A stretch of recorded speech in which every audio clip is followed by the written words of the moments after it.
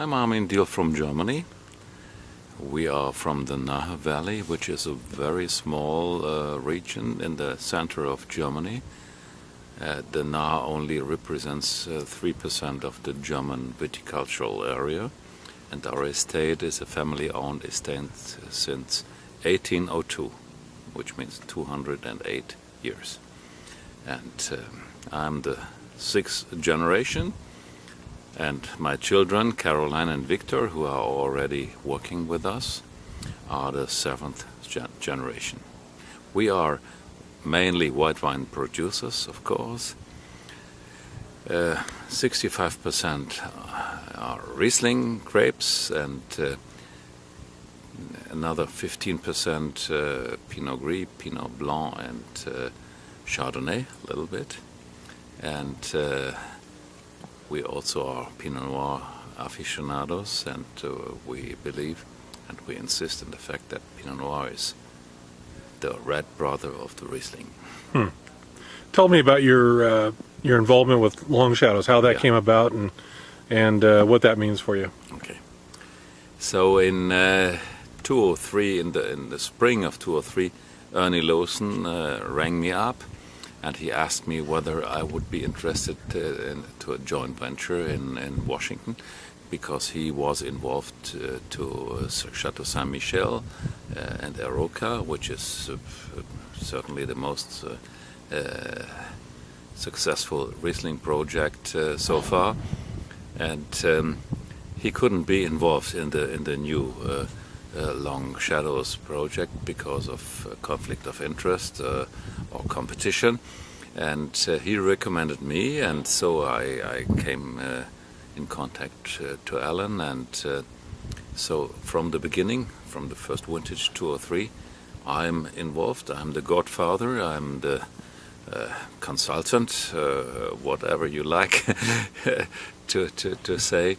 I'm involved in this project, and with the time we got the feeling that we are more and more to the direction where we are intended to go. We are not willing to put our German print on Washington.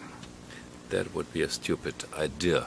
But ideas about minerality, about elegance, I think those are internationally respected themes, and the more and more we taste the wines, the more we think we're coming together. 208 is the most mineral we made so far, 207 certainly the most complex, and we did a comprehensive tasting, vertical tasting yesterday of all the vintage we made so far, and I was quite surprised that 203 is, although it's a bit sweet compared to what we believe nowadays, but the wine kept very well, and I'm pretty surprised how the wine has developed. And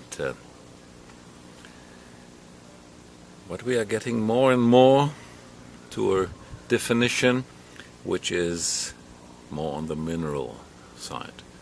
Less sugar, less opulence, more minerality, more elegance, more finesse, and we are quite surprised that we are able to find fruit that is able to provide such potential, and we are, first of all, we are pleased being the sole white wine guy in this team. There are 6 red wine godfathers, if you like the term, and I feel extremely touched being the sole white wine guy.